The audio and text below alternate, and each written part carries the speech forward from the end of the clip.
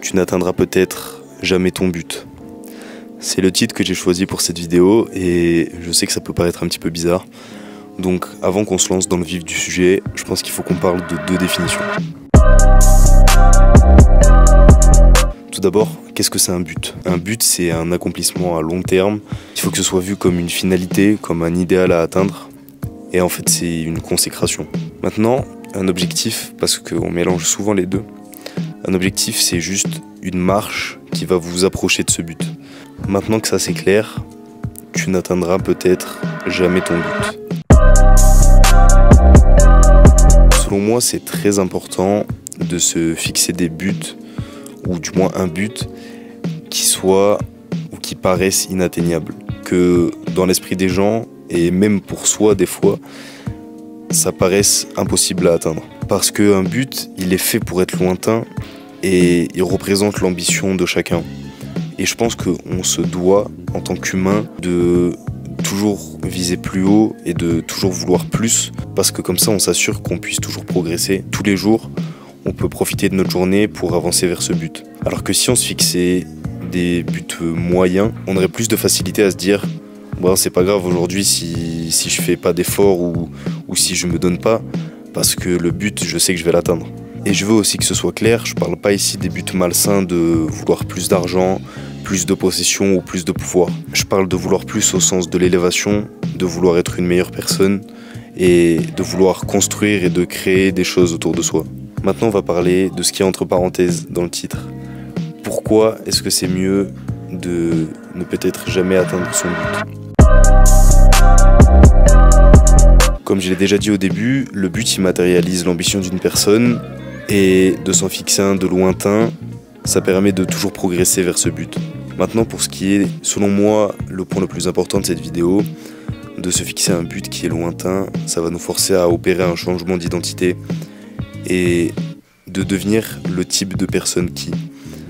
Le type de personne qui, c'est par exemple si vous avez un but sportif, au lieu de simplement faire un chrono de 3 heures au marathon, c'est mieux de devenir un athlète. Parce que dans le cas où vous ne réalisez pas le chrono que vous voudriez, vous serez devenu le type de personne qui court des marathons. Si vous n'atteignez pas le but, qui, on le rappelle, doit être immense et potentiellement inatteignable, vous garderez le changement d'identité que vous avez eu et vous resterez cet athlète, vous resterez le type de personne qui fait du sport. Maintenant, pour prendre un objectif un peu plus concret et sans doute un peu plus parlant, on va parler de Stéphane Massala. C'est un bodybuilder qui fait des compétitions de bodybuilding et que j'ai entendu dire plusieurs fois qu'il choisirait sans aucune hésitation les savoirs qu'il a acquis pendant tout son parcours plutôt que son physique actuel. Ça montre bien que dans son identité, il est devenu le type de personne qui va à la salle de sport, le type de personne qui fait attention à son alimentation, le type de personne qui fait des compétitions de bodybuilding, plus que juste un gars qui a 53 cm de tour de bras. Peut-être qu'il a plus, peut-être qu'il a moins. Stéphane, je veux pas te vexer, tu gagnes sûrement la bagarre. Je mettrai les vrais stats si je les trouve. Pour moi, ça montre réellement ce changement d'identité duquel je vous parle depuis le début. Et si je peux donner un dernier exemple avec moi-même, moi qui ai des objectifs dans l'art et dans la création, il faut que je devienne le type de gars qui crée du contenu sur YouTube. Et je veux pas juste rester le gars qui fait des vidéos. Il faut qu'il y ait un vrai changement d'identité en moi et que je sois youtubeur. Maintenant, avant de passer à la conclusion, il va falloir qu'on s'explique, il va falloir qu'on parle d'un truc entre vous et moi là.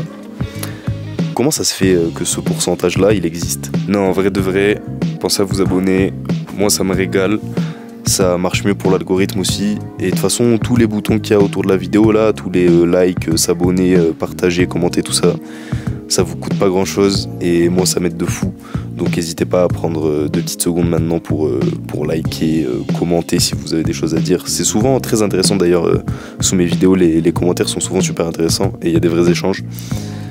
Et voilà, n'hésitez pas à partager aussi. Pour conclure, je veux vraiment pas que cette vidéo elle soit prise de façon pessimiste. Je pense réellement que tout est atteignable. Absolument tout est atteignable. Tous les buts que vous fixerez peuvent être atteints. Il suffit simplement d'avoir assez de résilience et d'être prêt à fournir des efforts et à tout donner pour un but. Mais absolument tout est tout à fait atteignable.